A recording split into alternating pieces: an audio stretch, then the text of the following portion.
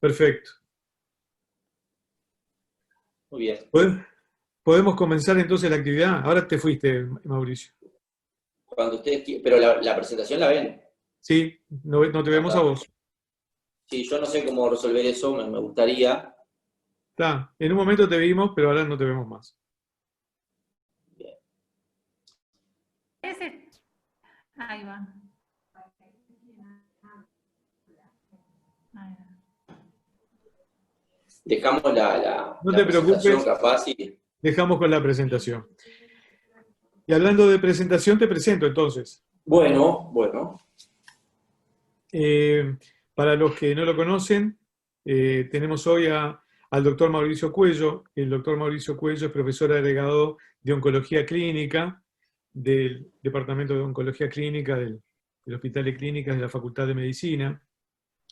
Además tiene una responsabilidad en el Instituto Nacional del Cáncer, que es, Mauricio, Soy el subdirector del instituto. el subdirector del Instituto Nacional del Cáncer. Eh, en la semana académica del hospital en septiembre, estaban hablando de temas varios y entonces Mauricio se acerca y me dice, mirá, estoy con este tema de la compasión que me tiene muy, muy interesado, me parece que hay que ponerse a tiro con esto. Le digo, mirá, justamente en el departamento hay gente que está trabajando también sobre este tema.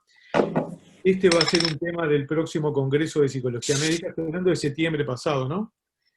Que iba a ser en mayo, y entonces en la cual íbamos a tener a un experto de Barcelona hablando de psicología positiva, y entonces le digo, me parece que sería interesantísimo que vos estuvieras dando una presentación y comentando sobre tus lecturas sobre compasión.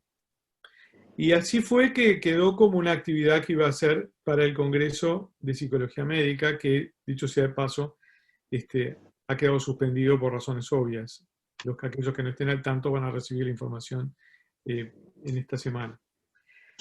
Entonces, con una buena idea de Ana García, invitó a Mauricio a que hiciera esta presentación con este ingrediente especial, que es el tema del COVID-19. Así que bueno, nos gusta mucho que un oncólogo clínico esté interesado en este tema, que es muy nuevo y que seguramente nos vas a aportar muchísimo, Mauricio. Te escuchamos. Ahora dejamos de ver la Bien, presentación. Dejamos sí, de ver la pero ¿me ven presentación. a mí? A Me vos ven sí, a pero la mí? presentación no. Bueno, primero mientras les comento una cuestión introductoria y después les comparto la presentación. Muchas gracias de nuevo. Debo decir que me siento mínimamente engañado por la señora García, porque me invitó a un seminario, le dije que sí, y le pregunto, ¿y los estudiantes en qué año están? Y me contestan, no, es la reunión del departamento, y bueno, se fue evolucionando así como una bola de nieve. Y seguramente de muchas cosas que yo diga acá, ustedes saben muchísimo más. Pero antes de eso, yo en realidad nunca había, me recibí en el año 2000 aproximadamente, y hasta hace algunos años, nunca me había concentrado mucho en este tema de la compasión, ni lo había visto con la visión que tengo hoy. Y un día, mi hijo traía un deber de casa, y que decía, eh, conversar con tus familiares o con tu padre el problema más acuciante que él ve en la sociedad. Bueno, está. Entonces me fías, bueno, dale, te contesto así, como haciéndolo medio de la carrera. Y me dice, no. El maestro dice que pienses unos días y después lo escribas. Y empecé a pensar un poco en eso, ya estuve más concentrado en realidad en esas situaciones, y de alguna forma justamente coincidió con alguna lectura, y creo que uno de los problemas más graves que vivimos en la sociedad y afecta directamente a la medicina y a lo que hacemos todos los días es lo que yo creo es una profunda crisis de la compasión. Una profunda crisis de la compasión. Ahí empecé a estudiar este tema, a reencontrarme con algunos conceptos que había adquirido a lo largo de la carrera. Psicología médica, en vivencias, quizá también hasta en mi casa, pero nunca nunca la había interpretado o visto como una posibilidad o como una herramienta cotidiana de trabajo. Ese era algo que creía que se podía tener o no, pero no obligatorio para mi ejercicio como médico, por ejemplo, o como vecino o como padre. Pero bueno, creo que sí estamos frente a una crisis profunda de la compasión y gana mucha importancia en el contexto de la epidemia de COVID. Es algo que creo que si bien nos agarra un poco rengos en esa crisis, también es una oportunidad para mejorar o para actuar sobre determinadas cosas. El título, para que no sea engañoso, que dice compasión en tiempo de COVID, tuve que hacerle algunas adecuaciones, porque para que la gente no pierda el viaje, podría ser interpretado como compasión en tiempos de COVID solo por una cuestión temporal, hacemos algo sobre compasión por esta vía en esta semana, o seguramente también podríamos concentrarnos en algunos aspectos específicos de la epidemia de COVID y cómo puede jugar la compasión un rol preponderante, pero va a haber de las dos cosas. Yo en el tema de compasión con los residentes y en otras situaciones he intentado generar una especie de, no me gusta mucho el término, pero de evangelización, y voy a fundamentar algunos aspectos porque creo que es importante el desarrollo de una actitud compasiva en la medicina, sino que también además al final vamos a hacer un punteo y dejar abierto para la reflexión cómo estamos en el contexto de la epidemia por COVID. No tengo conflictos de interés a declarar con esta presentación. En casa mi esposa dice que siempre ponga el conflicto de interés, que yo no vengo a ser amigos cuando hago una clase de este tipo, pero creo que no es necesaria en esta oportunidad. Y voy a empezar comentando un poco los contenidos. ¿No? Creo que hay que hacer algunas definiciones que muchas veces no tenemos bien asimiladas y confundimos algunas cosas. Voy a profundizar en algún concepto específico del porqué de la crisis de la compasión a nivel de la sociedad de la salud, por qué es lo que importa, qué estrategias habría que desarrollar y al final algunos desafíos epidémicos en el contexto del COVID. La compasión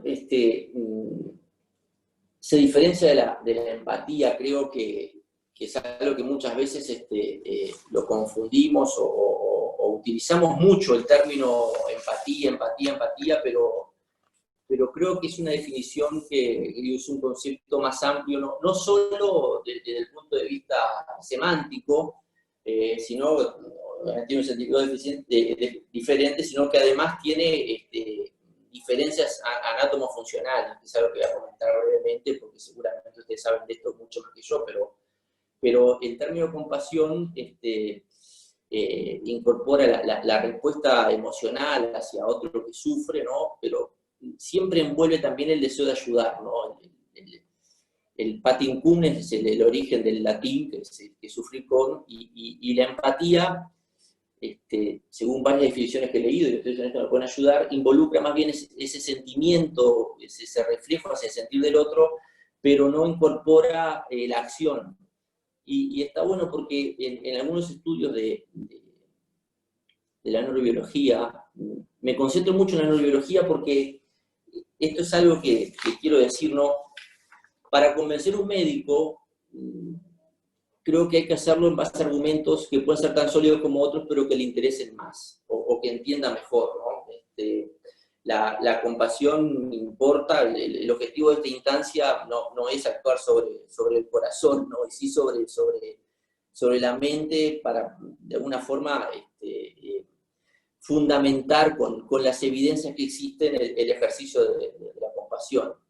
Y desde el punto de vista anatomo-funcional, con estudios de resonancia magnética funcional, las reacciones de empatía o de compasión tienen diferente ubicación y activación de diferentes vías y centros. La empatía activa sobre todo las áreas del dolor, y la compasión, además de activar el dolor, tiene activación de otras, como puede ser la emoción positiva o la afiliación.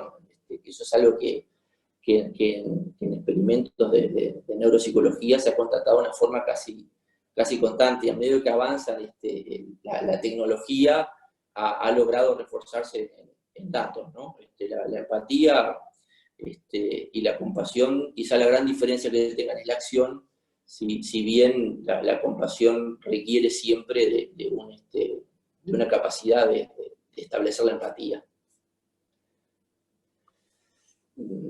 Esto era un poco lo que comentábamos.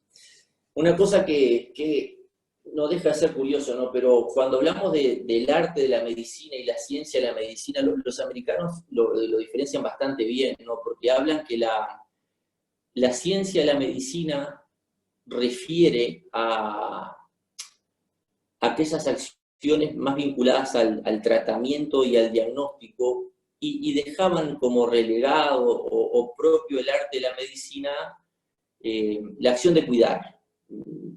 Entonces se generaba como un segundo lugar desde el punto de vista de la evidencia y desde el punto de vista de la fundamentación de determinadas acciones. Se dejaban la compasión y algunas otras como parte del arte, ¿no? Y si la tenías bien y si no la tenías quizás no era tan importante, pero hay un dato una frase que siempre escuché, que en mi época de ayudante del básico en medicina, que sin datos no son más que una persona con una opinión. Entonces hay que fundamentar detrás de esto que la compasión tiene su evidencia formada, ¿no? Y en la era de las omics, todo el mundo habla de la proteómica, de la genómica, de Stephen Tresiak, que es un intensivista americano, coloca el término compasionómica. Él tiene una obra muy importante, que yo creo que esta presentación tendría que poner una comilla al principio y una comilla en la última palabra, y todo el contenido de lo que yo diga es, o casi, se encuentra una obra que escribió él con otro médico que se llama Compassionomics, y es una lectura que al final recomiendo fuertemente, en donde recoge la evidencia en diversos aspectos que fundamentan la necesidad de revertir esta crisis de la compasión. No es algo exclusivo de la práctica médica, eso es algo que creo que todos lo tienen claro. Si ustedes que trabajan en esta área, seguramente mucho más claro que yo, pero hay múltiples evidencias de que obviamente la sociedad ha tenido, quizá desde la Edad Media hasta ahora,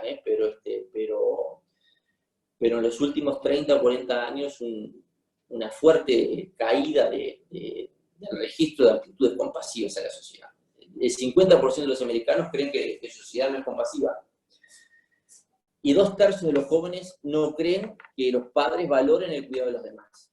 Esto es una transmisión vertical constante que se viene observando en diferentes revisiones. Hay un metaanálisis de 30.000 estudiantes en donde le preguntan, entre otras cosas, cuál es la consideración familiar, y se ha observado desde el año 79 al 2009 en los diferentes trabajos un claro declive y constante, en donde también se ve una disminución importante de la empatía, ¿no?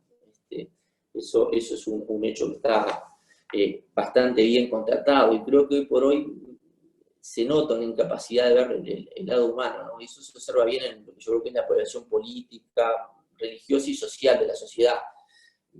Basta ir a Twitter, por ejemplo, ¿no? Es para mí mi recordatorio más inmediato, porque intento mantener cierta actividad y es constante el registro de ausencia de compasión, es como un recordatorio diario, ¿no? Una cosa curiosa que si uno encuesta a republicanos en Estados Unidos, el 30% no aceptaría que sus hijos se casen con un demócrata. Y este porcentaje aumenta y son negros, homosexuales o inmigrantes. Y uno le parece lejano, pero a mí me gustaría hacer este tipo de interrogatorios en nuestro medio y ver si realmente somos tan diferentes. Probablemente sí, pero no creo que no pasen estas cosas, ¿no? Y otra cosa en la que yo creo que muchos van a conseguir o no, y tiene que ver con la compasión como uno de los factores, no el único, es la aceptación de las consecuencias de la injusticia social, ¿no? Eso es algo que yo lo veo a diario en mi trabajo, a diario el hospital, y me parece que es algo que tiene que ver con esto. No solo, pero es un factor importante. Un estudio en el año 73, que fue un estudio que de alguna forma abrió una llave en esto, está bueno, después se los puedo pasar. Tomaban, Darley y Batson, fue un estudio en su momento que marcó mucho. Tomaban estudiantes de teología, ¿no?, que iban a ser pastores, y a un grupo en un salón lo exponían a una lectura de El Buen Samaritano.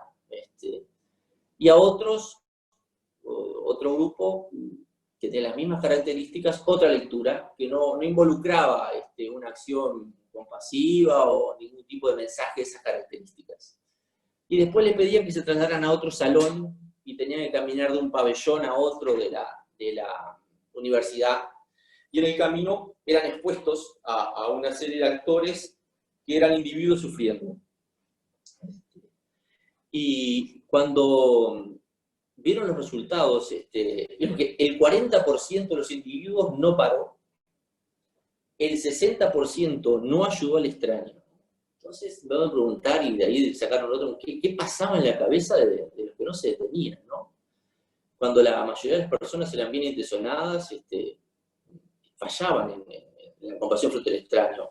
Incluso tipos que son entrenados para eso. Es un fenómeno que quizá en la sociedad lo veamos, pero yo en el hospital lo veo con gran frecuencia. No sé si esto es compartido o no, pero no en este tipo de situaciones específicas, quizá, y quizá no con tanta magnitud, pero es un fenómeno que veo con cierta frecuencia. Le quiero decir que si me quieren interrumpir o preguntar algo, no lo duden en hacerlo. Está todo muy bien, todo muy bien. ¿Se escucha bien? Bien. ¿Qué pasa en la salud? Hay un estudio sueco que es muy llamativo, ¿no? Porque uno cree que qué tanto puede recordar o no un paciente o en qué situación. En el año 2009, creo que fue, en el 2009, un accidente de tránsito en Suecia en donde se involucraron varios ómnibus, con heridos graves y algunos muertos, que fue el más grande de la historia de Suecia. Y lo que hicieron los investigadores fue, a los 5 años interrogaron a los sobrevivientes y les preguntaron cuáles eran los recuerdos de la situación. Y en primer lugar apareció el dolor, pero en el segundo lugar era la falta de compasión independientemente del hospital. Es un fenómeno curioso, porque desde el punto de vista de los cuidadores de salud en ese momento, que también fueron interrogados, nunca ninguno consideró que la compasión hubiera sido un problema en esa situación. Y en el volumen de evidencia que podemos tener de eso, hay centenares de estudios, ¿no?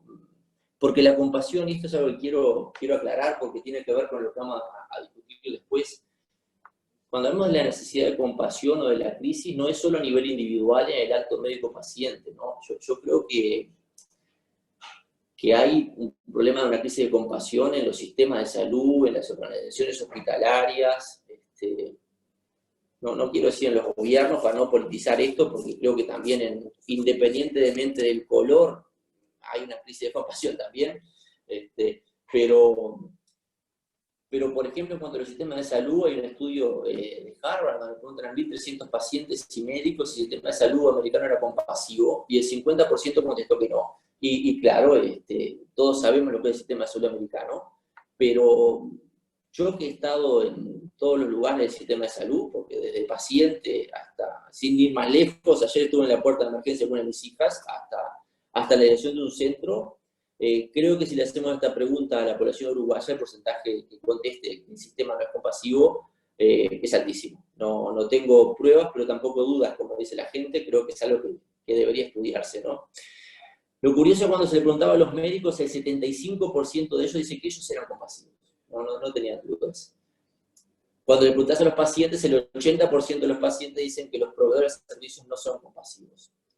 Y estos resultados que uno parece que pueden ser, el sistema de los Estados Unidos es muy particular, ¿no? está asociado al seguro, a los costos, muchas dificultades de acceso que pueden de alguna forma establecer un sesgo en esta percepción, también se reprodujo en países europeos con sistemas que no tienen esas características.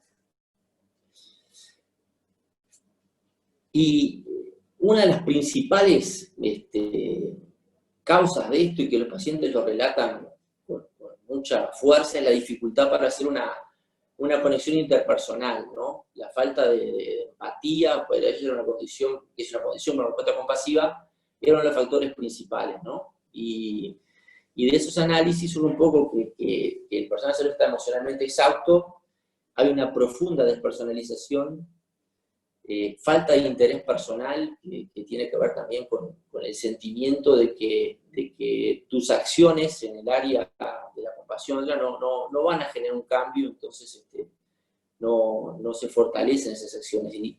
Y tener personal de salud, cualquiera de ellos, emocionalmente exhausto y ejerciendo la despersonalización, obviamente lleva una fatiga a la compasión, ¿no? Hay varios trabajos, también en Europa y Estados Unidos, con miles de médicos estudiados, donde el nivel de despersonalización es altísimo, llega al 35%. Y es una cosa que nosotros vemos todos los días, ustedes de psicología médica lo intentan y lo trabajan muchísimo, ¿no? Muchas veces nos enfrentamos a los enfermos de forma completamente despersonalizada, haciendo referencia a ellos en función de su diagnóstico y no como individuos, ¿no? Con sus preocupaciones, con sus necesidades.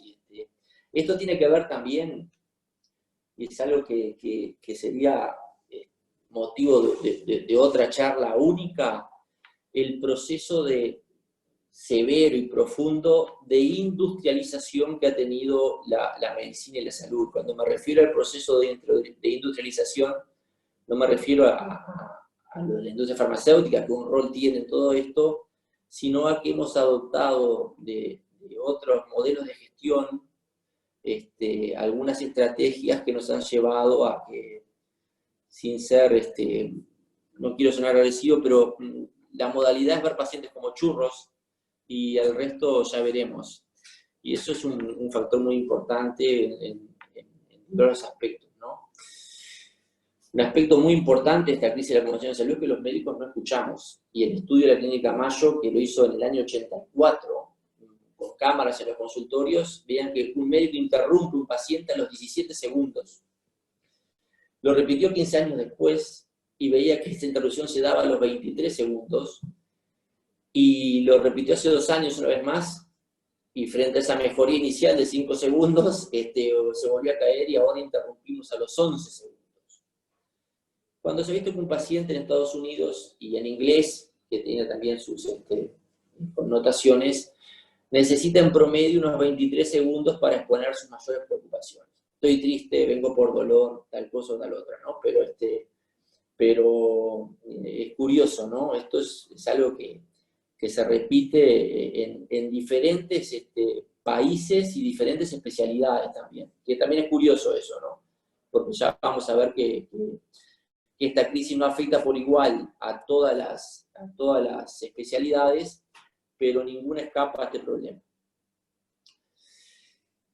La lectura es que el fallo en una actitud compasiva es un elemento que se da rutinariamente en el ejercicio de la medicina. Yo creo que esto es un problema que se genera por diferentes razones. Hay estudios que señalan que en una consulta nosotros dejamos pasar del 60 al 90% de nuestra oportunidad de responder en forma compasiva. Y se observa en medicina familiar, en oncología, en cirugía también. Y hay evidencias que son bastante claras, y esto me preocupa profundamente, es que la compasión declina a lo largo de la carrera. A lo largo de la carrera, y me refiero a lo largo del proceso formativo como médico y también después cuando vas envejeciendo, ¿no? Eso es un fenómeno constante, ¿no? Y me pregunto siempre si la falta de compasión no será una conducta aprendida, ¿no? Porque sí es verdad, influye en el agotamiento, influye en la deshumanización, pero no enseñaremos a no ser compasivos. Es una pregunta que quiero escuchar opiniones después de esto, pero creo que la compasión es una de las principales víctimas del currículum oculto. De las principales víctimas del currículum oculto. El currículum oculto es todo aquello que se aprende fuera de lo marcado por el currículum normal, ¿no? Y en esa interacción entre estudiantes, residentes, docentes, en un hospital universitario, hay toda una transmisión de normas, valores, creencias y interacción. Y cuando me refiero a interacción con el paciente y interacción con los colegas. Entonces nosotros vemos modelos poco compasivos, incluso poco autocompasivos, que también es otro elemento a tener en cuenta, lo terminamos reproduciendo y transmitiendo en forma vertical a la gente que se está formando, a colegas más jóvenes. Y esto también influye fuertemente en la cultura institucional. En la cultura institucional y en el ambiente emocional de una institución. Otro factor que también afecta es cómo se ha adaptado la medicina, el ejercicio de la medicina al progreso, ¿no? Yo creo que se adaptó mal. Esto lo digo yo, puedo ser muy cuestionado, ¿no? Tiene que ver con lo que comentaba previamente de la industrialización del acto médico, ¿no? Hay una gestión centrada en la sobrevivencia económica, eso lo tengo bastante claro y desde la gestión lo veo. La incorporación de la historia clínica electrónica, yo que soy quizá no un padre, pero uno de los tíos de la historia clínica electrónica oncológica, y no puedo negar sus beneficios en la comunicación entre médicos, en la seguridad del enfermo. Es necesario documentar, muchas veces para desde cobrar hasta como un registro defensivo. No voy a cuestionar sus bondades, pero es un muro en la consulta.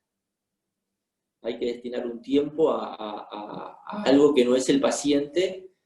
Hay estudios que determinan que los residentes en algunos países pasan solo del 12 al 20% a lo de los pacientes y el resto pasan en torno a el papeleo, el llenar las historias clínicas, los trámites, algo para evaluar y estudiar acá en el Uruguay. Creo que sin duda, nosotros con los residentes de oncología lo vemos, el papeleo es cada día mayor y eso no deja de ser un factor. Y no sé si se ven bien las imágenes, ¿no? Pero cómo ha llevado un cambio en la representación de la actividad médica de Doctor de Lux Files, que pinta un médico al lado de uno de sus hijos en una situación, una experiencia propia que él vivió y registró la gran admiración que tenía por el médico en esa pintura. Y en el dibujo al costado es un dibujo de un niño que dibuja a su pediatra de espaldas a la familia y escribiendo en la computadora. Eso se ha dado en algunos cientos de años, pero duele un poco ver que alguien registre así un acto médico, pero sin duda es una realidad que dice mucho, ¿verdad? ¿Por qué nos tomamos con compasión? Yo creo que hay muchas causas de esto, quizá, y sin quizá, ustedes saben muchísimo más que yo, pero algunas cosas que yo creo que se identifican, y lo he hablado un poco con los colegas. Una es no ver el problema. Creo que es la más difícil de todas las situaciones, porque me parece que puede haber una cuestión de inteligencia emocional. No sé si está bien filtrar inteligencias en el acceso a la universidad, pero sí estaría bueno acompañarlas mejor, ¿no? Todas. Y la emocional no es menor en el trabajo médico, ¿no? Mucha gente habla que hay cierta incomodidad dirigiéndose a necesidades emocionales. A mí me han dicho algunos residentes, esto nosotros lo hablamos mucho, hemos hecho un piloto de evaluación de los residentes, estamos incorporando alguna cosa así. Y algunos me han dicho alguna vez que le cuesta, que él no sabe, que no es así y no puede dirigirse a esas necesidades, ¿no? Y también lo hemos visto varias veces en los residentes, algún problema de mucho autoenfoque y alguna dificultad para enfocarse en los demás, ¿no? Eso es real. No tengo tiempo, es un argumento que no se ve raramente, bastante frecuente, y creo que hay mucha evidencia de que aunque no tengas tiempo, mucho se puede hacer por mejorar tu actitud y tu estrategia en este sentido. No me importa en general tiene que ver con el ambiente emocional y con la política institucional. El no me importa se modifica, se cambia, se convence. El no sé cómo, el no sé cómo es algo que también deberían poder resolverlo. Y otros que no creen que esto agrega valor. Y es así, es bueno tenerlo, pero no es esencial en el resultado. No es solo en los jóvenes, ¿no? Hay un volumen muy importante. A mí me ha pasado que en mi proceso de formación como residente, colegas mayores me aconsejaron que no tenga conductas de ese tipo, de interacciones compasivas con el falso concepto de que me protegían. Porque en oncología, si no, eso después era peor. Y me llevó muchos años encontrarme con algunas lecturas para darme cuenta que en realidad es al revés. Y en el no veo el problema, es algo que también me interesa destacar, que independientemente de la edad, la plasticidad nos puede permitir ver algo que por un problema de inteligencia emocional o de tren emocional no veíamos y mejorarlo. Yo creo que leyendo sobre esto, ustedes lo deben de saber también mejor que yo, pero vieron cómo empiezan los estudios de resonancia magnética funcional, ¿no? Los primeros experimentos se realizaron en los taxistas de Londres. Si alguno conoce el experimento, que me lo diga y lo cuenta quizá mejor que yo, pero parece ser que para ser taxista en Londres vos tenés que estudiar varios años por la complejidad del tránsito y las pruebas para que te den la licencia son complejísimas y te dan un par de direcciones y tenés que unirlas haciendo el menor trayecto posible. Entonces empezaron a estudiar con resonancia funcional taxistas en diferentes etapas del training y vieron que las vías y los centros ganaban en captación y en actividad en la medida que ese individuo progresaba y evolucionaba en su formación como taxista. No sé si lo reproduje exactamente, pero el concepto es ese. Entonces, un grupo que trabaja en compasión en los Estados Unidos quiso ver qué pasaba con eso, si se podían desarrollar vías o centros que potenciaran o de alguna forma hicieran músculo en la compasión, ¿no? Y yo no tengo formación religiosa alguna, ni profeso religión alguna, pero parece ser que el budismo, los monjes budistas tienen un fuerte componente de su actividad religiosa, es la compasión. Y entonces estudiaron monjes budistas en diferentes etapas de su desarrollo, y los centros de la compasión, en la medida que iban progresando y evolucionando en su formación como monjes budistas, en donde hay una fuerte también influencia de la meditación, ¿no?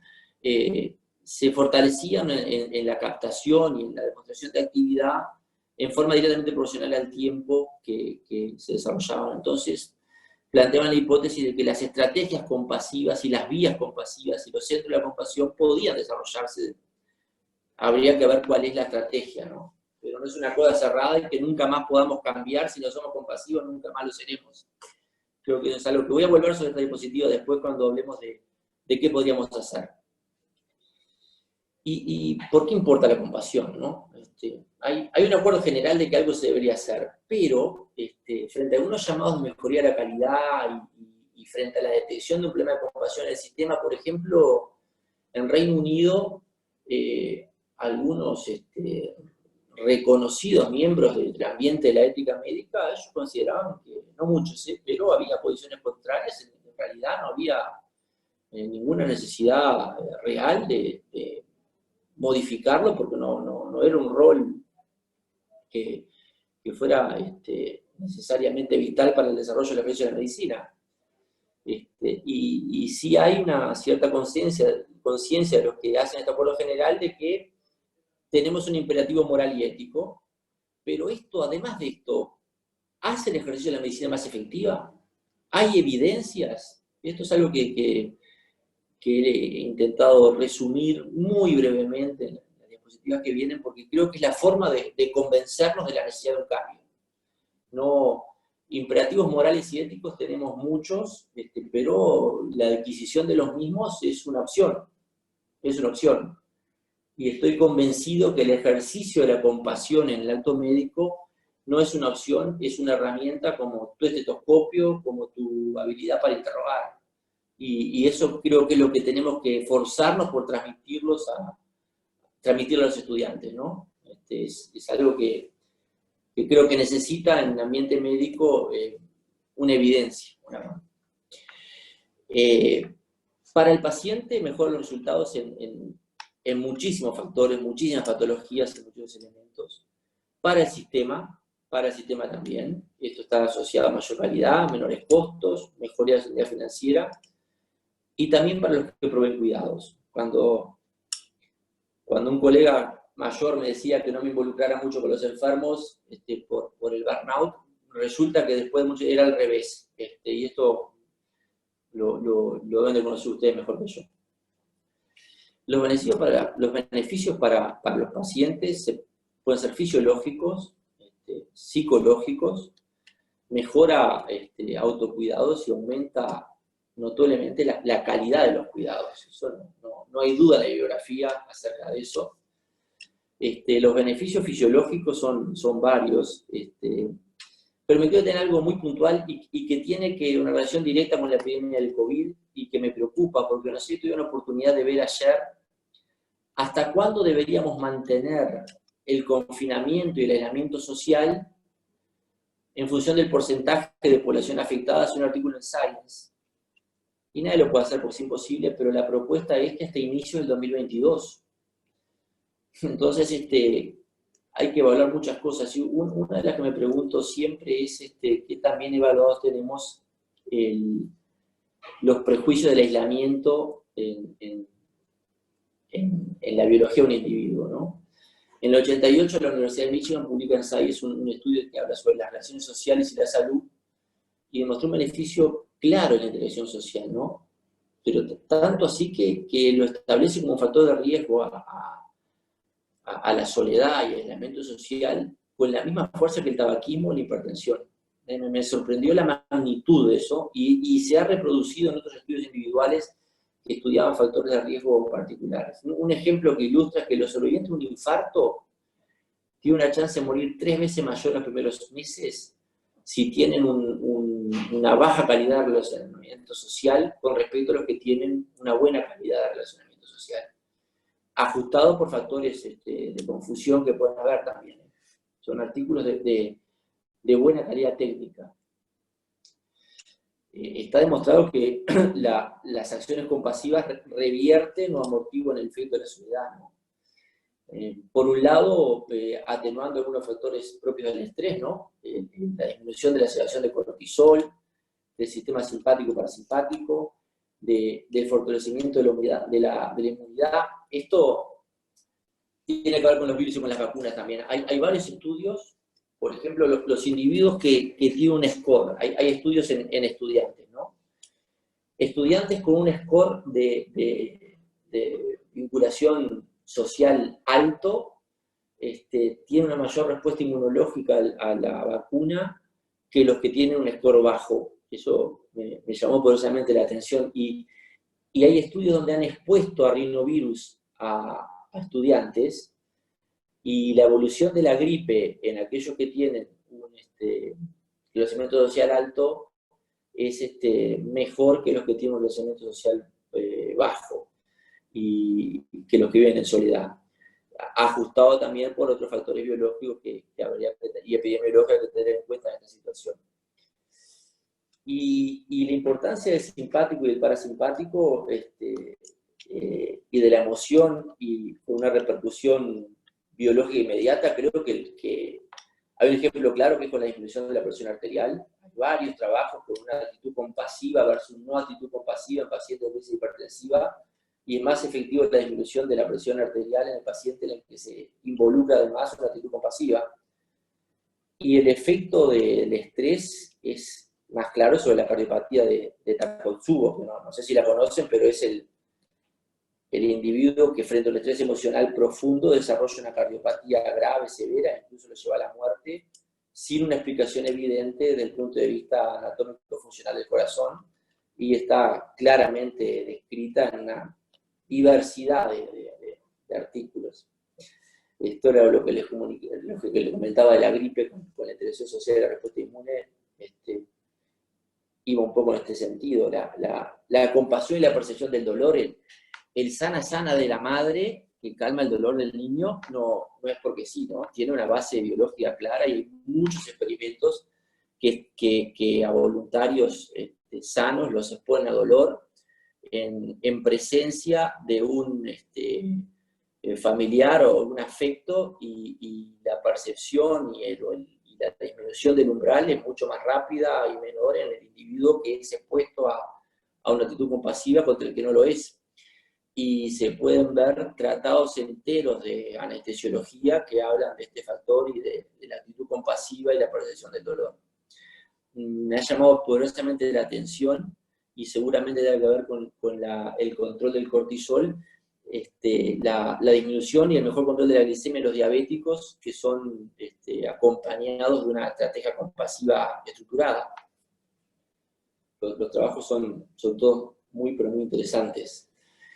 De lo psicológico me da un poco de vergüenza hablar, pero voy a hacer algunas cosas que no sabía y me sorprendió para bien, ¿no? Bueno, uno que no hay duda, que el ejercicio de la compasión construye confianza. Eso no hay ningún lugar a dudas, pero es importantísimo el rol que tiene el aumento de la adherencia, sobre todo en HIV y obesidad, y algo que no puse acá, pero podría hablar más incluso.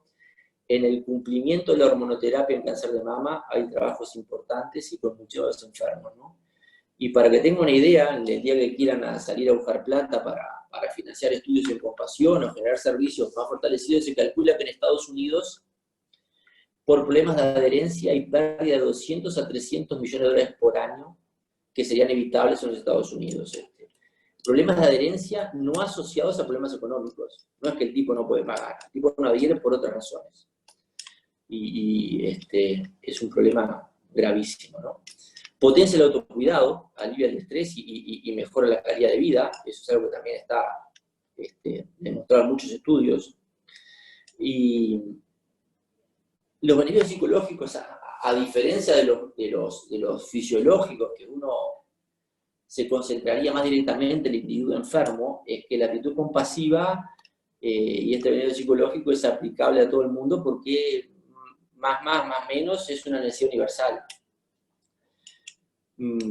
Cualquier médico o cualquier persona en realidad puede tener un impacto tremendo, ¿no?, en el bienestar psicológico de un paciente, y hay muchos estudios, y esto ustedes lo deben saber muchísimo mejor que yo, por eso no voy a entrar, pero he leído varios, en cómo actúa en la depresión y en la ansiedad, que son patologías frecuentísimas que acompañan muchas veces la infinidad de patologías que podemos ver independientemente de la especialidad. Eso y uno lo ve también, en la práctica, el abordaje compasivo versus la receta del antidepresivo muchas veces tiene diferencias importantes. Yo no quiero entrar en un terreno espinoso donde ustedes saben muchísimo más que yo, seguramente comentarán después. Y por otro lado están algunos que en oncología en particular, yo creo que un beneficio que restaura la esperanza, ¿no? Los pacientes tienen que estar bien informados, tienen que tener esperanzas reales, pero a través de la compasión es la forma de lograrlos. Sobre todo en oncología en particular es algo con lo que lidiamos todos los días. Y otro problema importantísimo para mí es que la compasión, que se acompaña y genera además una mejor comunicación, fortalece algo que como oncólogo me obsesiona, que es la adecuación de los esfuerzos terapéuticos a las metas del paciente y a las posibilidades que tenemos frente a la enfermedad, ¿no? Muchos problemas de la adecuación del esfuerzo terapéutico surgen de una dificultad en el ejercicio de la compasión con un enfermo. Estoy convencido de eso. Y lo vemos a diario los médicos que estamos en oncología.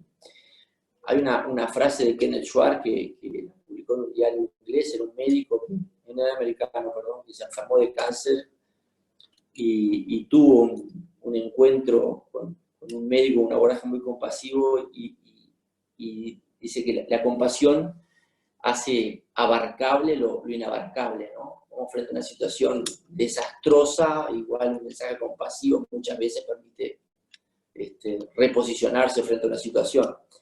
Y muchas veces, en oncología en particular, es lo único que tenemos, ser compasivos con los enfermos. Para el sistema y para los cuidadores, bueno, protege el burnout. Hay experimentos de la aceptabilidad emocional, varía de un 6 a un 54% menos en la población médica y enfermería que tiene una mayor actitud compasiva. De esto hay muchísimos trabajos.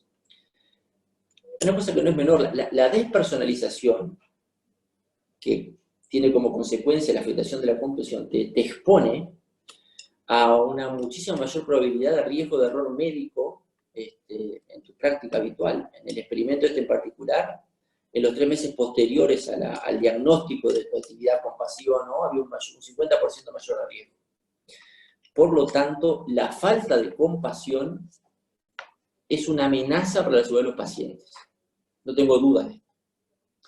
Y por otro lado, disminuye los costos, por diversas razones, porque se adecua mejor al tratamiento, porque se encuentran opciones, lo voy a decir con claridad, es mucho más fácil para un oncólogo diagnosticar, indicar un tratamiento que sale $10.000 por mes y a lo mejor no da beneficio en la seguridad global, que enfrentarse emocionalmente a una situación de entre comillas, fracaso, ¿no?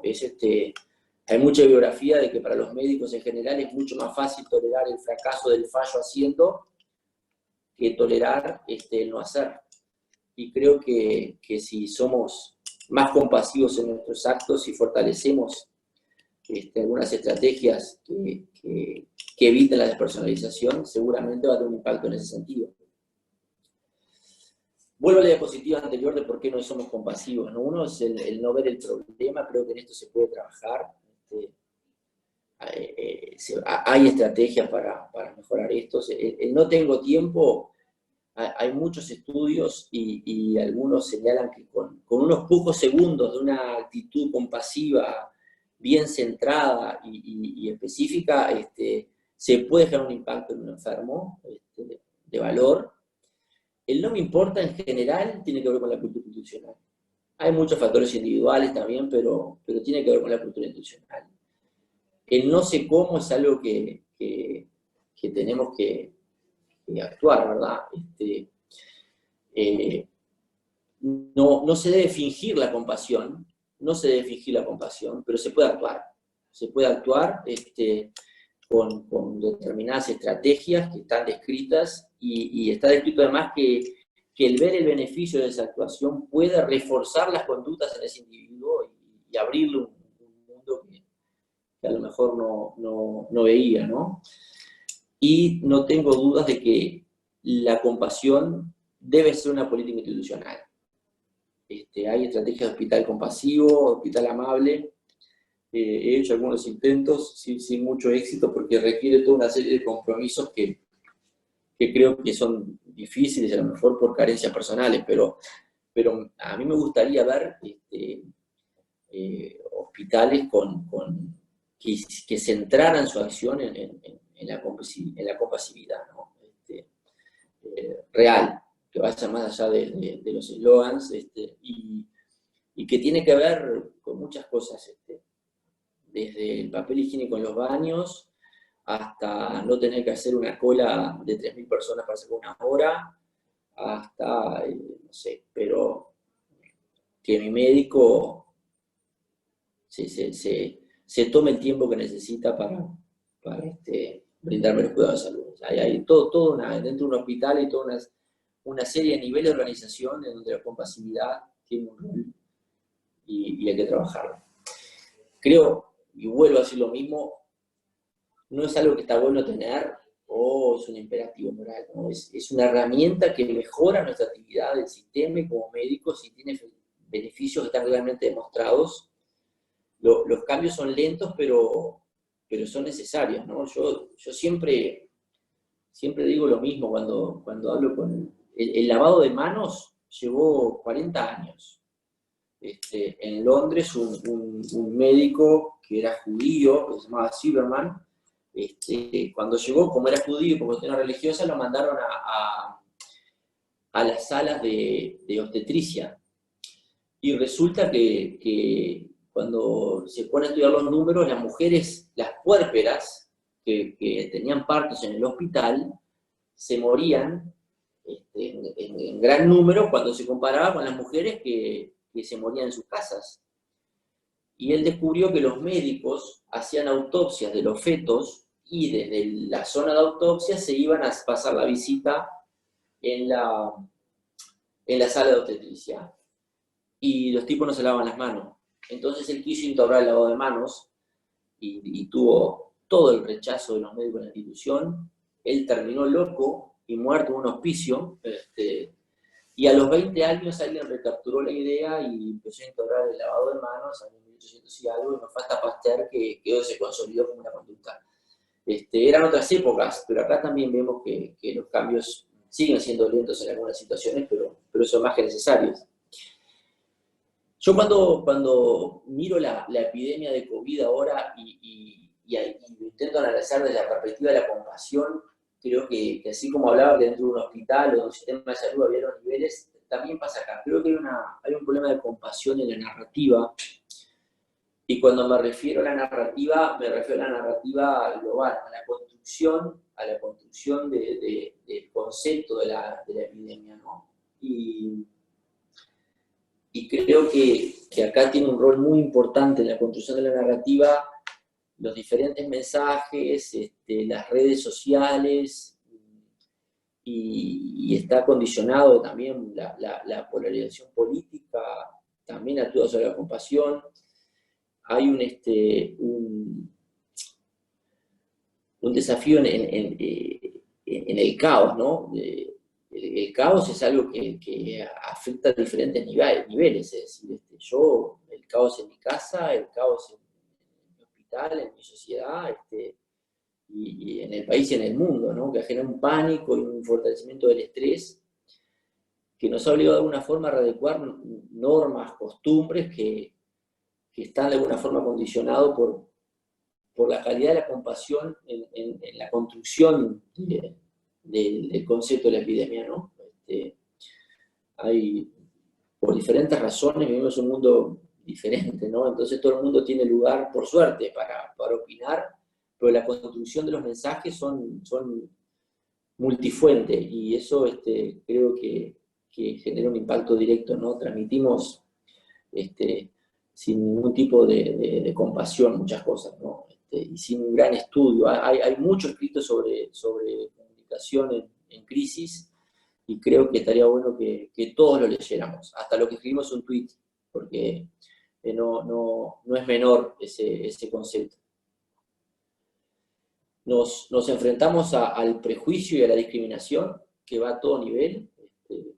Hay gente con un grado de miedo. El otro día veía que le pedían a médicos y funcionarios de supermercados que se mudaran de su edificio porque podían contagiar a los demás. Los efectos del COVID son más severos y está claramente demostrado en los menos privilegiados, ¿no? Y a lo mejor, no digo faltos de compasión, pero sí veo a nivel mundial la recomendación de acciones que no tienen en cuenta esas necesidades. El aislamiento es un problema grave que recién empieza. Creo que si la epidemia se prolonga, independientemente de su intensidad, las estrategias de aislamiento se van a prolongar, intercurrentes o no, moduladas de forma diferente, y ahí la compasión va a tener mucho que ver, creo. Creo que también no lo estamos viendo acá todavía en Uruguay, pero hablando con algunos colegas de otros países, la adecuación del esfuerzo terapéutico y la toma de decisiones, ¿no? Cuando no hay lugar, hay que definir las cosas en función del valor social de los individuos. Es un artículo muy interesante en New England, y vaya que puede actuar sobre la compasión, vaya si puede desgastar el personal de salud, y en función de nuestros mecanismos de defensa ejercer unas acciones más o menos compasivas. Y lo otro que es un tema tremendo, ¿no? Es el tema de la muerte en soledad y el duelo, ¿no? Incluso sin COVID, la muerte de familiares en este periodo es un tema muy complejo, y creo que la compasión ahí tiene un rol importante. Yo estoy terminando, porque la idea era dejar un espacio para conversar, y ustedes me dijeron qué opinan, cómo ven todo esto. Sí les dejo esta diapositiva con 3 referencias que creo que son ineludibles. Uno es el libro de Stephen Tresiak y de Anthony Mazzarelli, de la Revolución Científica sobre la compasión, la compasionómica, con más de 3.000 artículos resumidos en ese libro, y yo digo, casi todo lo que dije acá está ahí. Otro es un libro de un peruano que se dedica a diabetes en los Estados Unidos, en Harvard, que es Víctor Montori. Se llama ¿Por qué nos rebelamos?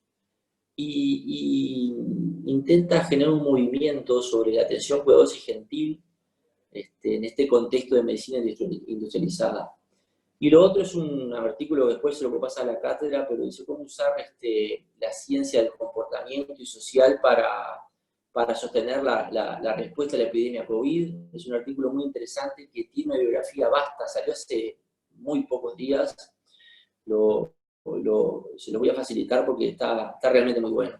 Y yo no tengo mucho más cosas para decir. Termino con esta diapositiva, que es mi diapositiva talismán. La pongo siempre al final porque refleja, creo, que cómo tenemos que comportarnos en una sociedad donde nadie llega solo a ningún fin, y tenemos que trabajar juntos, y en el desarrollo de la actitud compasiva eso es primordial. Y eso era lo último que tenía para decirles. Muchas gracias.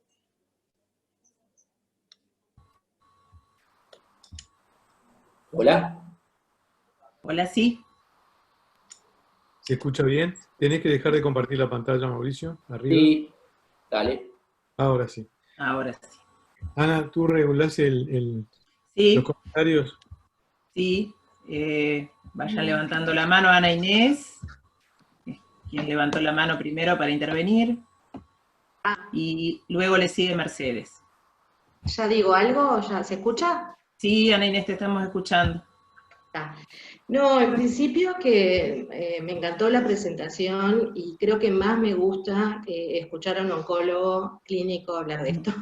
Eso me encanta, porque justamente una de las cosas de los preconceptos, esto, ¿no? De la compasión versus la ciencia, es que uno se imagina, creo que está el modelo del científico como frío, y bueno, justamente eso es simplemente un modelo, ¿no? Un preconcepto. Y no, lo otro que quería preguntar es acerca de esto, ¿no? El primer estudio, investigación, con los que los hacen leer el libro del Buen Samaritano, y después pasan y ni siquiera miran a la persona que está sufriendo. En realidad me quedo pensando esto, ¿no? Porque la compasión se aprende, porque lo que parece ser que dice ese relato es que tú puedes enseñar, pero pasa por otro lado esto de la compasión. Entonces también pensando en cómo incorporarlo desde un punto de vista de educación en formación, en formación de salud, o en formación de profesionales, es como eso, ¿no? La pregunta es, uno, ¿se aprende esto? ¿En qué terminó esa investigación? Y la otra pregunta es también, ¿no? ¿Cómo poner, no sé cómo llamarlo a esto, valor, habilidad, sensación, no sé, pero cómo ponerlo también en un marco donde de determinado, como de profesionalismo, cuando creo que toda la sociedad en sí en la que estamos inmersos se convierte en menos compasiva. Y basta con andar por la calle y pasar por al lado de alguien que está durmiendo y muerto de frío en la calle y pasar y hasta a veces sentir que esa persona molesta, ¿no? Entonces, ¿cómo integrarse en un mundo donde ya me parece que es tan general y que no sé muy bien hasta dónde se pueden enseñar esto? Eso.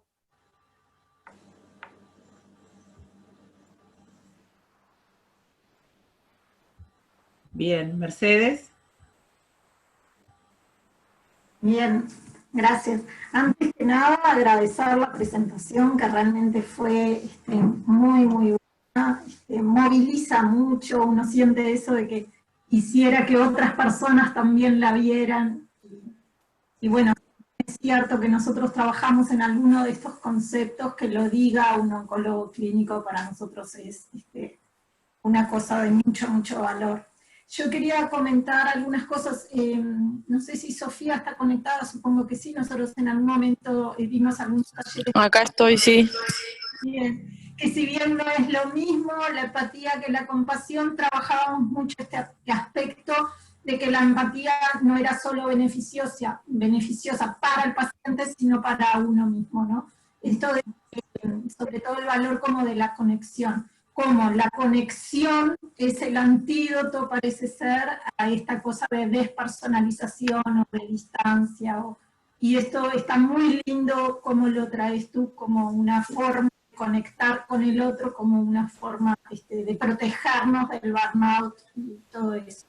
Lo otro, un poco tomando también lo que decía Ana, la importancia de los modelos, ¿no? Los modelos seguramente es muy agradable para el equipo de salud trabajar con los integrantes del equipo de salud que usan la compasión, hacen seguramente un clima de trabajo mucho más ameno y disfrutable para todos y más gratificante para todos. Entonces también cumple un rol en el equipo y de alguna manera contagia a unos y a otros. Si nosotros vemos que nuestros docentes tienen un trato compasivo, seguramente es más probable que tomemos esos modelos y los vayamos incorporando. Lo otro es que yo trabajé, disculpen que me hice como un puntedito, trabajé en áreas cerradas y muchas veces devuelvo esto a los equipos, de que, por ejemplo, trabajar en la unidad de neonatología, de cuidados intensivos, trabajo sobre el desgaste con ellos que tiene ese personal y les ¿no? Bueno, los estresores o lo que les produce, digamos, más desgaste, y siempre traen que es la interacción entre el resto del equipo, o la falta de equipos, o falta de disponibilidad. Entonces yo les digo que si su entorno no cree que el cansancio de ellos no es por trabajar todo el tiempo con bebés que no están bien, y se sorprenden, ¿no? Le digo, bueno, pero a cualquier persona que le dijeran, trabajás en una unidad de cuidados intensivos neonatales, te dirían, ay, qué horrible, ¿cómo podés trabajar con esos bebés? Y esas, en realidad, funcionarias no traen como su principal desgaste trabajar con el bebé y la enfermedad. Y eso yo se lo reflejo de alguna manera porque siempre me llamó la atención, que todo el entorno dice, o trabajar en la puerta, también lo he hablado con gente que trabaja en la puerta de clínicas, y uno cree que el desgaste es por todo lo que ve en la puerta de clínicas, y el desgaste es por el conflicto dentro del equipo y la falta de supervisión o lo que fuera. Y para cerrar, hay una autora, Jennifer Stella, de Canadá, que trabaja mucho sobre las emociones positivas, trabaja mucho sobre compasión y otras, y justamente trabaja en la ciencia más dura, estudiando la interleuquina 6, yo soy psicóloga no médica, pero sé que habla de todos los procesos inflamatorios y los beneficios que traen las emociones positivas, como la compasión, la gratitud y sobre todo el asombro, y cómo genera una gran, bueno, ahí desde el oficio patológico, no sé cómo es, pero bueno, los beneficios de las emociones positivas, que me parece que se suma a todo esto que estuvo tan brillantemente expuesto recién. Bien. Ana Laura, tenés la palabra. Vale. A mí me gustó mucho, Mauricio, la presentación. me emocionó. No, yo soy muy emotiva, así que eso no quiere decir mucha cosa, pero realmente me parece que está muy buena. Creo que hay que replicarla en distintos ambientes, pero me llevó también a cuestionarme mi propia compasión, ¿no? Porque capaz que vos pensás, nos ves a nosotros, psicología médica, como que estamos más desde ese lugar o la tenemos más promocionada la compasión, pero sufrir con, ¿no? Y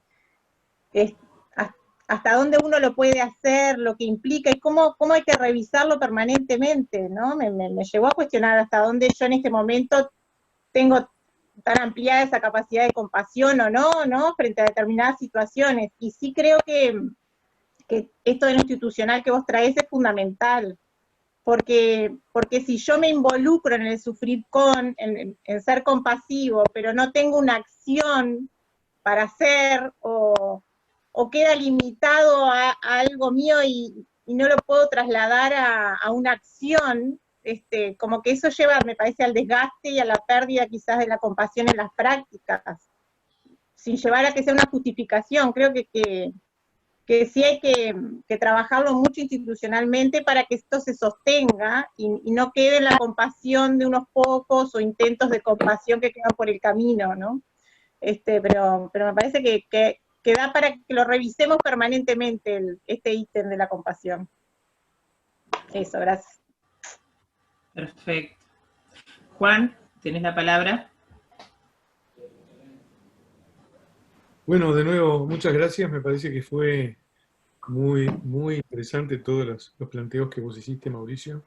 Insisto que el hecho de que, en esto que decían las compañeras, que el hecho de que esto venga de un oncólogo clínico, me parece que le da un peso mucho mayor, porque en esto del currículum oculto, las cosas se transmiten por el ejemplo, por los gestos, por lo no verbal, por la motivación y por el ver al otro hacer, que es como aprendemos los médicos. Los médicos estamos preparados para hacer y en el hacer aprendemos viendo cómo otros hacen. Así que en este sentido me parece que es fundamental, ¿no? Cuando hablamos en esto de los champions, que decía Samenau, que siempre lo cita Mercedes, ¿no? Identificar los champions, que no son los campeones, sino son los líderes positivos de las instituciones.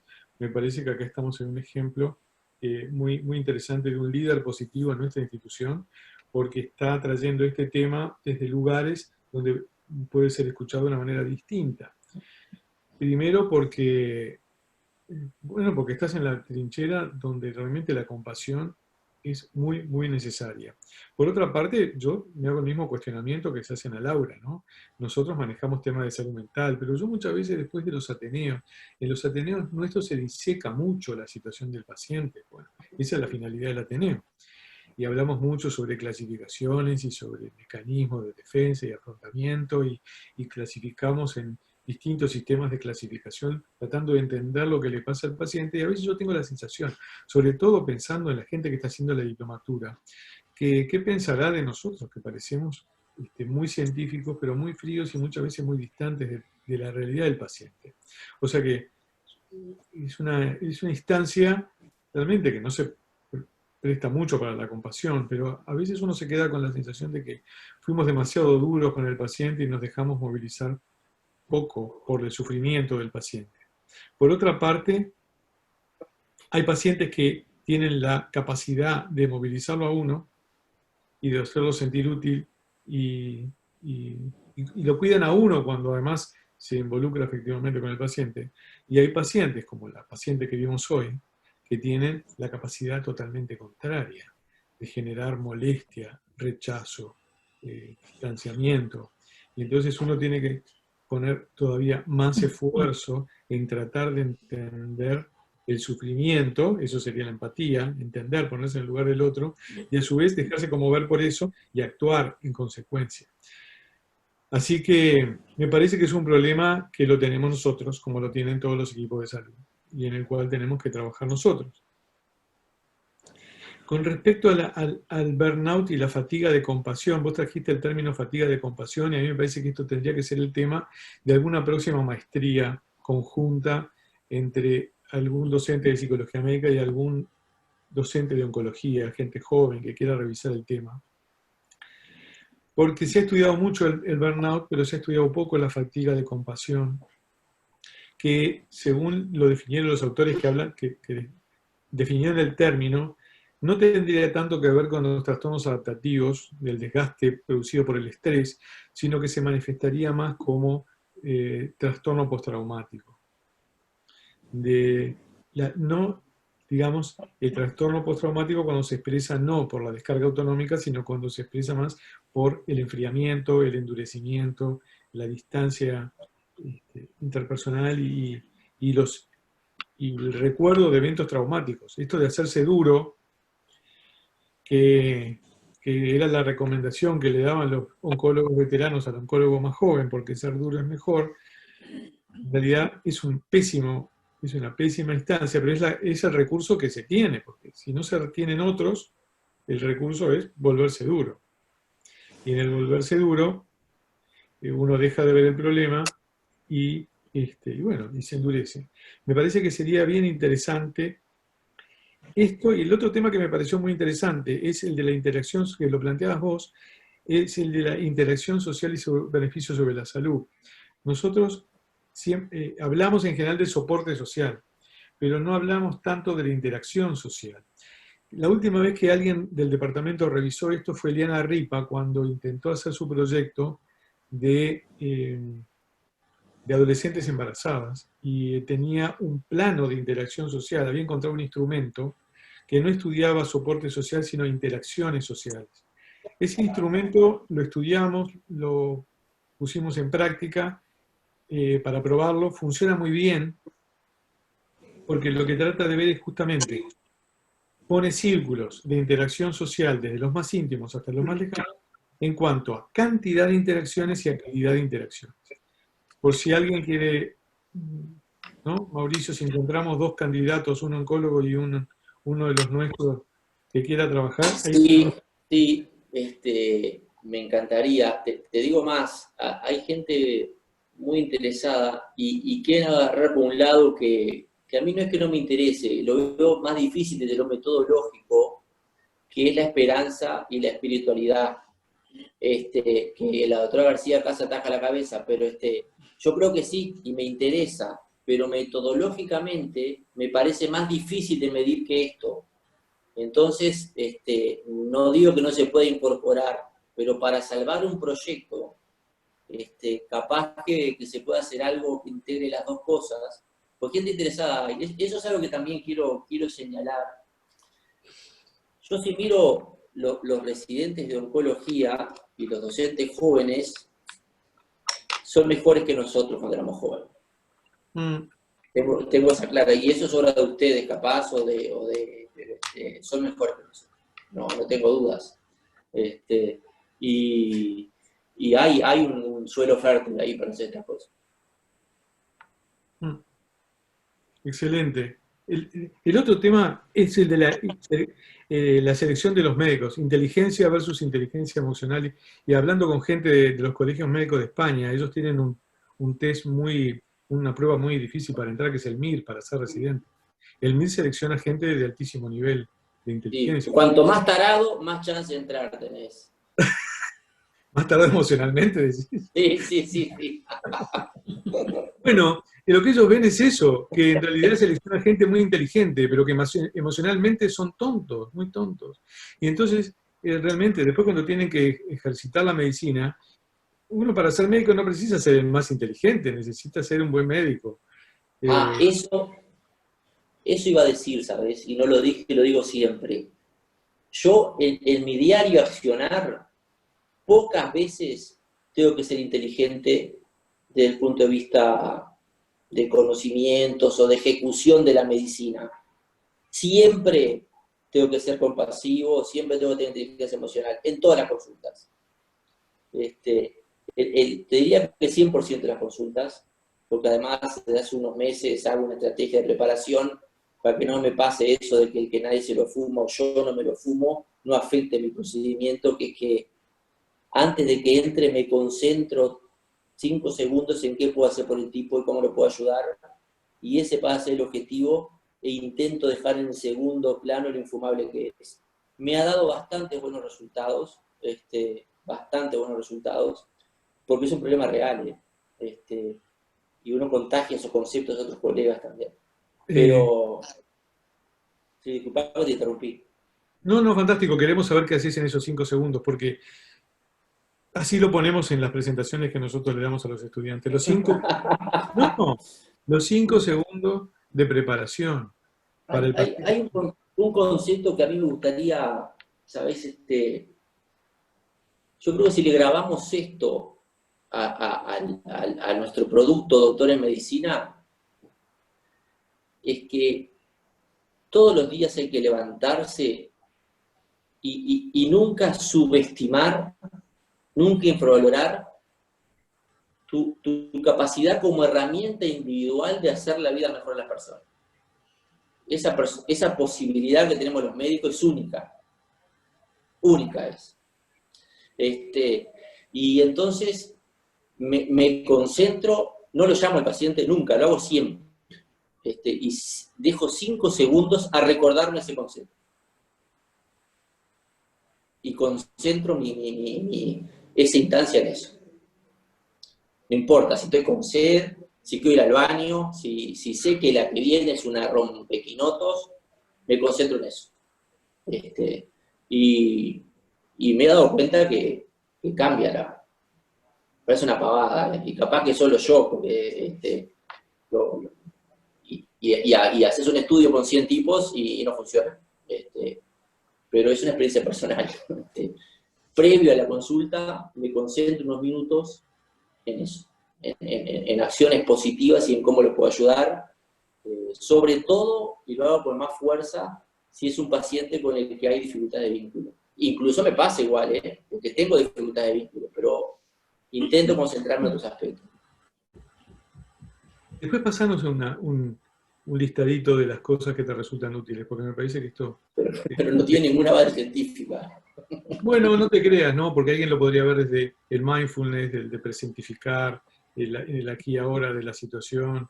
Se podría ver desde distintas... Después, no te preocupes que después la gente de salud mental le va a poner nombre a lo que vos hacés, eso no es problema. Podemos un estudio. Es una herramienta útil para vos y puede ser útil para otros, ¿no? Hay pausas de 3 minutos de respiración, hay pausas de stop, pero la pausa tuya es muy útil. Mirá, hablando con el Gordo Campos, me decía que Larguero tenía un tacho con agua, esto la gente del departamento me lo ha escuchado decir varias veces, tenía un tacho con suero estéril atrás de la mesa de operaciones. Entonces dice que en algún momento iba al tacho y se lavaba las manos. Y el ayudante, que era el Gordo Campos, decía, ¿de qué se lava las manos? Y yo le dije, mirá, me parece que se lavaba las manos para tener una pausa. Cuando la cosa se le complicaba, se hacía una pausa. Se iba hasta el lugar, y mientras que se lavaba las manos, respiraría, pensaría, yo qué sé. Hacía una pausa, sí. No lo quiero dejar pasar ahora porque, y prometo no volver a hablar sin levantar la mano, pero tiene que ver con esto y se van a reír. Yo era un pésimo compañero de viaje, insufrible de verdad, ¿no? Y un día estábamos en España y mi mujer llevaba una botella de agua y fui tomando agua todo el tiempo y fue un día maravilloso. Y descubrí que el estado de hidratación influye directamente en tu forma, en cómo respondes a determinadas acciones o situaciones durante el día. Y me lo puse a estudiar.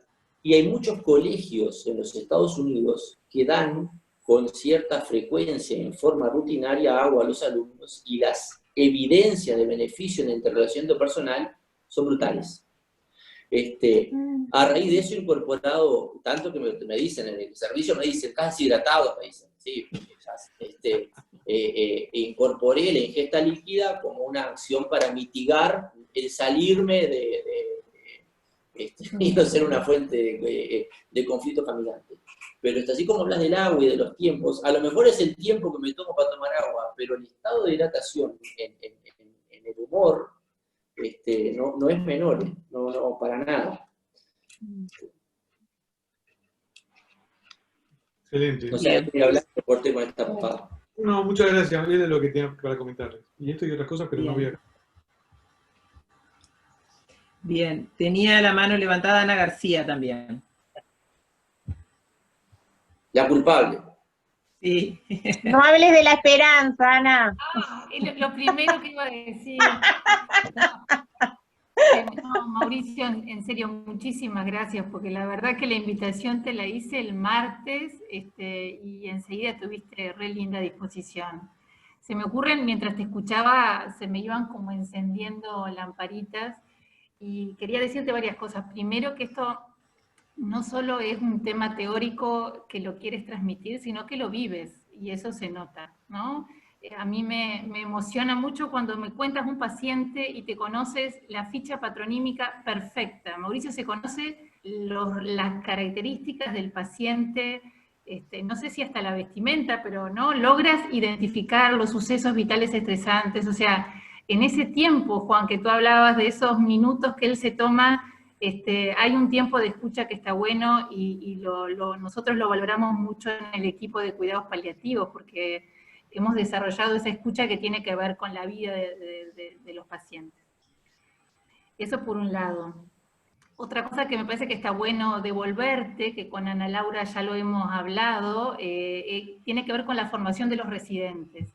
Hay un cambio y se nota que este año tú no firmaste la carta, un grupo, una residente hizo un trabajo sobre espiritualidad que me pidió un poco orientación, y que la otra grado 2 se acercara y me diga, Ana, quiero hacer sobre esperanza, y estuviera predispuesta a eso, es un movimiento que me parece importante, y yo creo que tú tienes mucho que ver en esto, ¿no? Que tú hayas firmado y avalado desde la cátedra, me parece que está bueno devolverlo. Yo creo que la compasión, a nosotros los uruguayos nos cuesta mucho, porque lo vinculamos, lo asociamos con un fuerte contenido religioso, y lo asociamos muy vinculado a la lástima. Y la lástima tiene un diferencial de poder que no es lo mismo, ¿no? Porque la lástima ubica al otro en una posición de dependencia que no favorece y que no optimiza, y me parece que ahí tenemos un mambo ahí que nos complica. Yo vengo con una fuerte formación religiosa, y también me pasa, tuve que correrme y empezar a escuchar este tema en congresos para irme adentrando y sintiéndolo mucho más cercano, aunque yo creo que tú hablabas de la neurobiología, bueno, de la neurociencia, ¿no? Yo creo que la compasión activa zonas de recompensa claramente, ¿no? Yo hago ese ejercicio permanentemente, sino, siempre digo, el día que a mí no me pase y no me mueva la historia del otro, o no me conecte, me tengo que jubilar o dedicar a otra cosa. ¿Ah?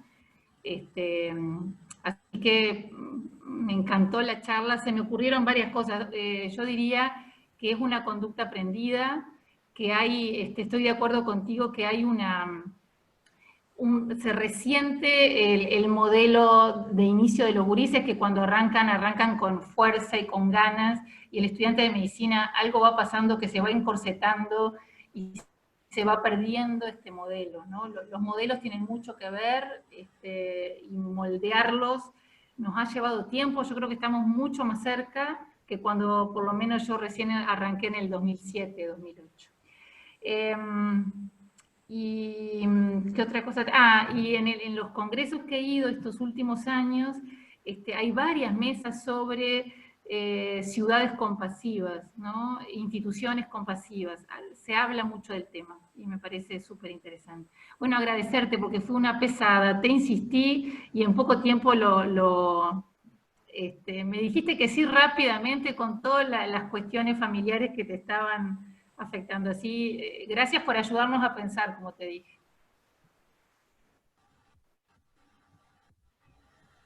Bueno, no sé si el invitado quiere agregar algo más. O Juan. Habitualmente en el departamento se termina con aplausos, ¿verdad? Así que... No, por favor. Sí. ¡Bien, Mauricio! ¡Vamos arriba! Muchas gracias y bueno, yo estoy a las órdenes para seguir en esto. Sí, sí. Yo tengo una idea que les voy a comentar ahora en cuanto a, después en cuanto terminemos esto, capaz que en la tarde les mando un correo con alguna idea que se me ocurra. Bueno, muchas gracias, Muy bien. Mauricio, muchas gracias a todos. Gracias. Muchas gracias. Chao. Gracias. Gracias. Muy lindo, realmente.